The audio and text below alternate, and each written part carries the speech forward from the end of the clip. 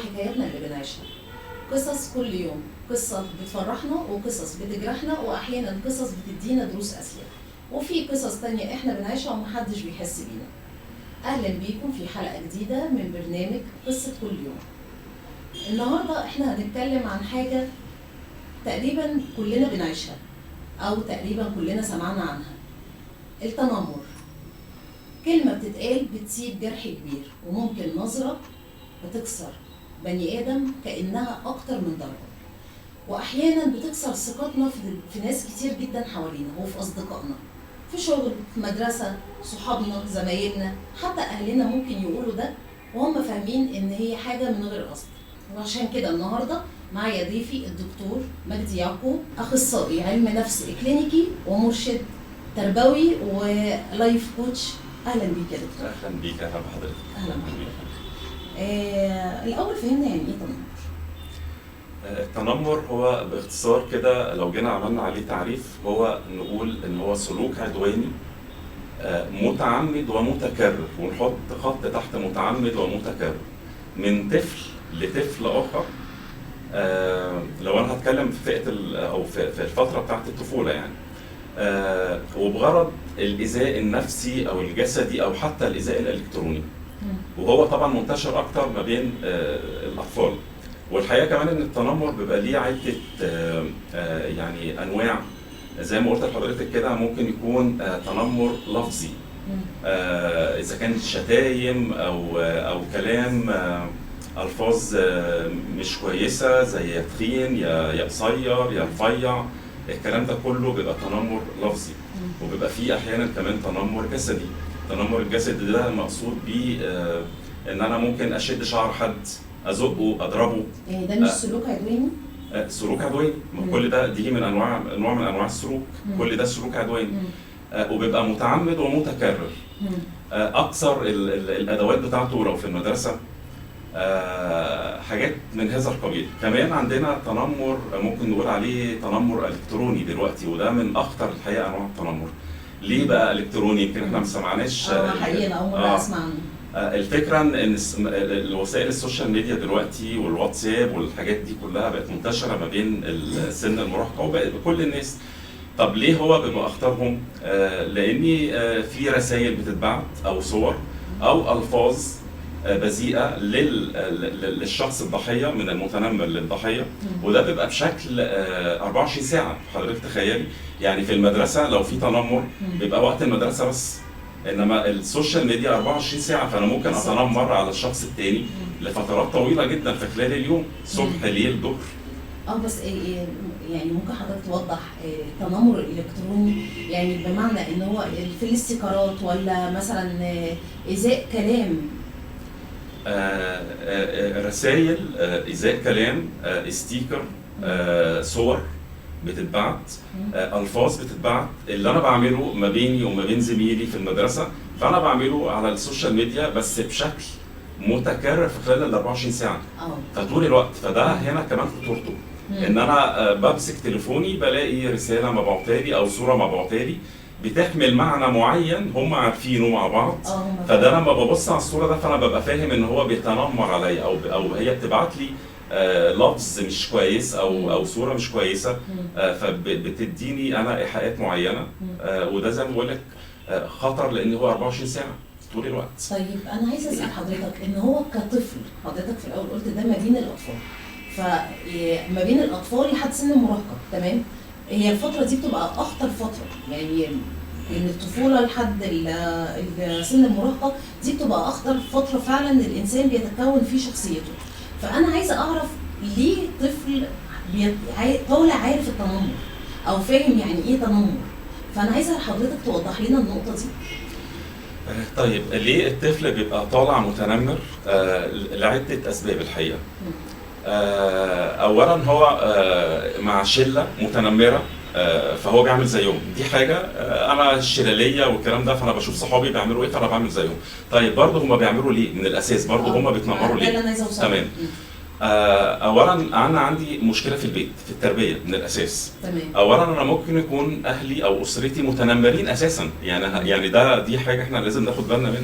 ممكن يكون الاب او الام هم اشخاص متنمره على الغير، فانا بسمعهم بيقولوا ايه، فانا بعمل زيهم، لاني بسمع ان بابا او ماما بيتكلموا كلام سلبي على شخص معين في الشغل او على جارنا او تمام. قريبنا، فانا بالتالي ان انا مباح ان انا اقول كلام برضو مش كويس على اصحابي. الحاجة التانية ان ممكن يكون الطفل او الطفلة المتنمرة اتعرضت اساسا لتنمر وهي صغيرة، تمام. او في السن ده فهي اتنمر عليها كتير، فبالتالي هي ابتدت تتنمر على غيرها. حلو. كمان الاب والام لو هما مش في بيئة، مش معيشين اطفالهم في بيئة في احتواء وحب وامان، او بيتعرضوا لعنف جسدي او ايذاء نفسي او جسدي، فبالتالي المراهق بيطلع بيتنمر على الغير، عايز يفرض سيطرته على غيره.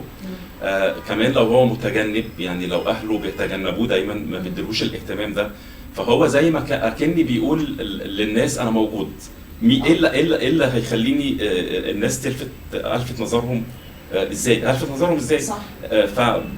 فممكن اقول كلمه، ممكن اذي، ممكن اقول لفظ عشان ده بيلفت نظر الغير. فالبيئه ليها اساس مهم جدا. وعايز اقول لحضرتك ان التنمر هو سلوك مكتسب مش بالفطره، مش بيتولد بيه الطفل يا ماما. بالظبط.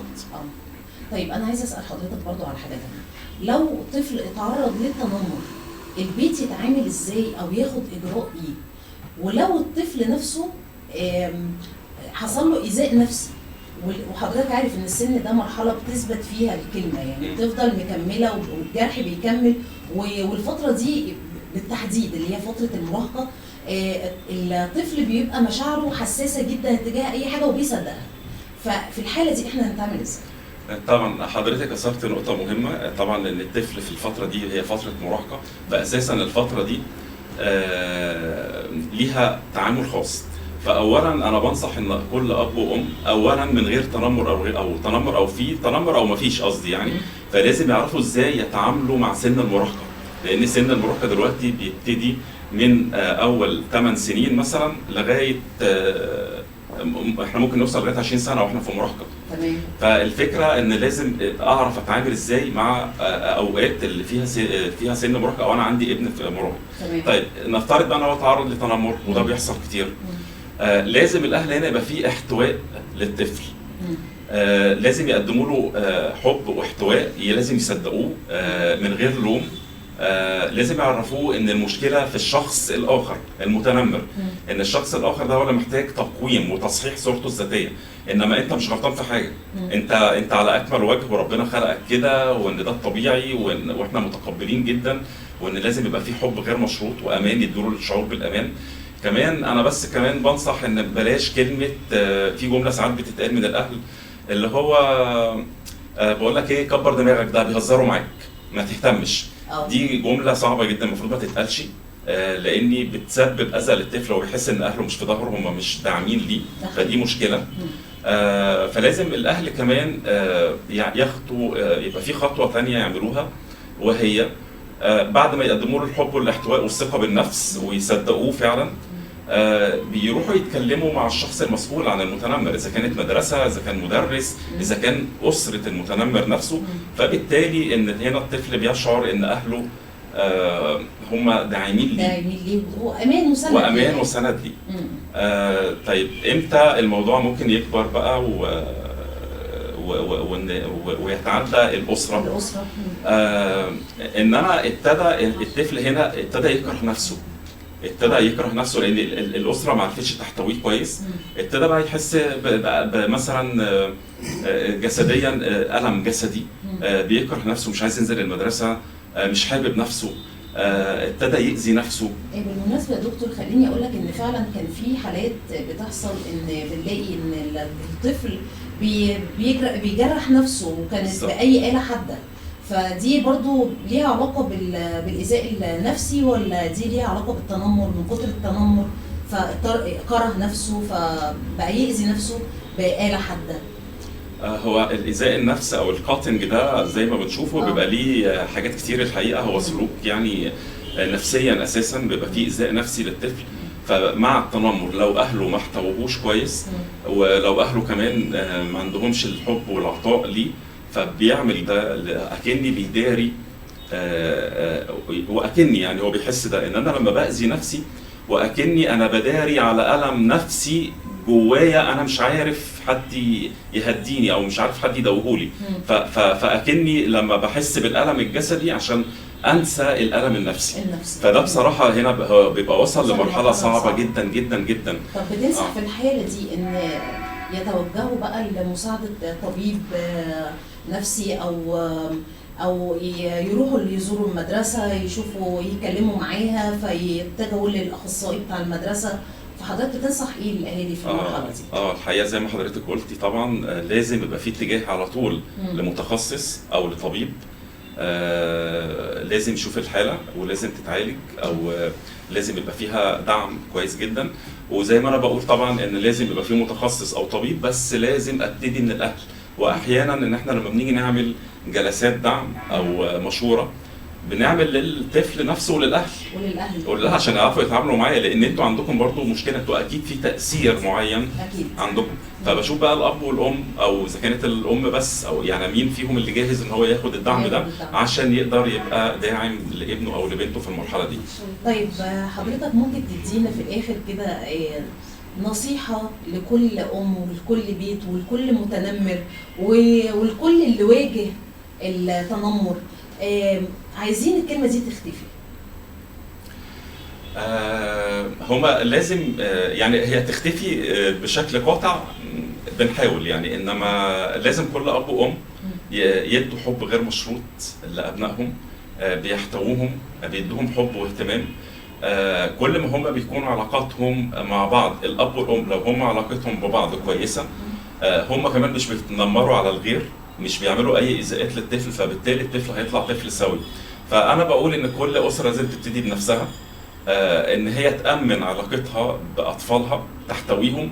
مهم تاني بعيد الجمله اللي قلتها لحضرتك من شويه، ان انا اعرف اتعامل ازاي مع سن المراهقه. ده علم دلوقتي، مش ده احجزي لوحدها، عايزه لها حلقه يعني. انا هصور معاك حلقه علشان خاطر سن المراهقه دي، ده اكيد. فكل ده بيدي انطباع او بيخلي يعني ابني او بنتي في امان. مفيش داعي ان انا هروح اتنمر ليه على غيري وانا لاقيه الحب والاحتواء من بابا وماما، ومفيش اي ايذاء نفسي او جسدي. فانا مش عايز اطلع ده على لاي حد تاني بره. تمام. بس وللاطفال يعني اللي هم في السن ده وبيتنمروا مع بعض على بعض، وانتي اوحش اخواتك، وانتي عارف الحاجات دي والكلام اللي بيتقال ما بين المراهقين، تقول لهم ايه؟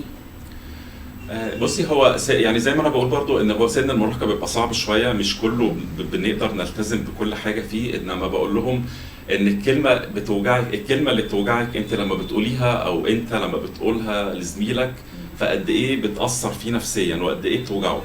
فنهتم بدراستنا، نهتم بانشطه معينه نعملها، نهتم برياضه، نهتم بهوايات، بمسرح، بفن.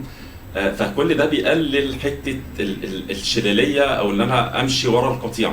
فانا عارف ان السن ده بيبقى صعب شويه، بس انا بقول لكل طفل او كل ولد او بنت في المرحله دي، اهتم اكتر بدراستك، اهتم بالانشطه، بلاش تمشي ورا الشلاليه وورا القطيع. ايوه، هو فعلا الشلاليه يعني كتير قوي لما تيجي تدخل في شله جديده اللي هم بيقولوا عليها شله يعني. أيوة. فتلاقي لا انت مش هينفع تدخلي عشان انت مش معانا من الاول. لا طب معلش انت لو هتقعدي معانا تقعد معاهم بشروط. فهنا ده الموضوع ده جدا بيكون صعب وبيأثر على الطفل، بيحس ان هو مرفوض يعني في الوقت ده، بيحس ان هو مرفوض، فتلاقيه اخد ركن كده لوحده وقعد فيه. فعايزه حضرتك توجه رساله للي بيعملوا كده. زي ما بقول لحضرتك، الموضوع الشلاليه لو جينا بقى ان شاء الله لما نعمل موضوع المراهقه هتلاقيها من سمات المرحله. للاسف هي من سمات المرحله. عشان كده يمكن من كلامي مع حضرتك دلوقتي بقول لك هو مش هنقدر نمنع، انما لازم هنا دور الاسره، ان هنا الشلاليه هي من سمات المرحله دي، لان هنا الطفل او الطفله بتبقوا عايزين انا موجود، مش عايزه بابا وماما دلوقتي، انا عايز اخد قراري بنفسي، انا عايز احس ان انا عندي السيطره الكامله. انا عايزه احس بوجودي. وبعدين كمان بيبقى عندهم هنا مشكله ان انا ما بين مرحله الطفوله لمرحله ان انا بقيت انسه او انا بقيت شاب. بالظبط. فالمرحله دي انا عايز اثبت نفسي، عايز اخد قرارات. لازم لازم لازم ان هم يبقوا فاهمين. يعني انا حتى لما بقعد مع سن مراهق بفهمه سمات المرحله. فهل احنا نقدر نعمل ده؟ مشاكل كتير هتتحل. عشان كده بركز قوي مع حضرتك ان احنا لازم كل اب وام يعرفوا سمات مرحله المراهقه اللي ان شاء الله هنتكلم فيها إن شاء الله. لو هم فهموا السمات دي، انا لما بقعد مع بنتي او ابني بفهمه ان دي سمه من السمات. وانا واحد من الناس عملت كده مع بنتي، ان دي من سمات المراهقه، فخدي بالك هيحصل كذا كذا كذا، خدي بالك اصحابك هيقولوا لك كذا كذا. فليه ما بقاش انا صاحبها؟ فاللي اصحابها بيعملوه انا بحاول اعمله معاها. مش همنع 100% لان دي سمات، مش همنع، بس هتاخدها بشكل ايجابي، هتعرف تعديها بلطف، مش هتعرف تاذي حد. هتبتدي تسمعني كمان، مش هتبتدي ان هي تبعد عن بابا اللي هو بقى الكبير اللي انا عايزه حد في سني وكده. لا، انا بحاول ان انا اوصل لها. فهي الموضوع الحقيقه لازم يبقى فيه يعني ايه، نقدر ناخد الموضوع على بعض كده، باكج على بعض من التربيه وسن المراهقه ايه هي، وازاي اللي احنا نعلم ابنائنا الحب والاحتواء والاهتمام والتعامل الحضاري اشكر حضرتك. شكرا لحضرتك، شكرا ليك معايا. ودي كانت قصتنا النهارده عن التنمر. يا ريت كل واحد بدل ما يقول الكلمه الوحشه يقول الكلمه الحلوه، يمكن ينقذ بيها روح انسان قدامه. كنتم مع رضوى جمعة.